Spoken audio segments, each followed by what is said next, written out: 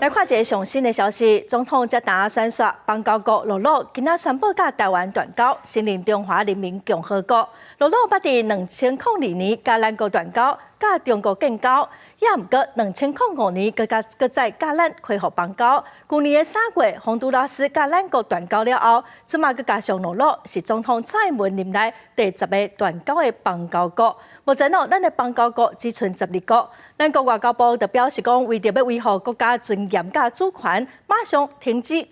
双边的外交关系甲合作，撤离大使馆甲技术人员。我国政府获悉，我太平洋友邦诺鲁共和国政府将以联合国的2758号决议以及一中原则等理由，与中华民国断交。为维护国家的主权以及尊严，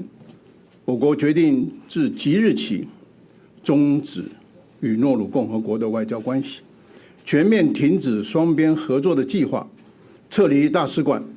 以及技术团等相关人员，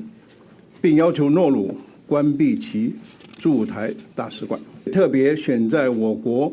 依据民主程序完成大选后的关键时刻启动。其意图即在打击台湾人民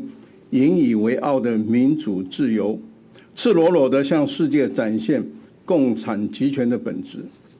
我国政府在此对集权中国对民主台湾的强权霸凌，以及其傲慢碾压自由民主的作为，予以最严厉的谴责。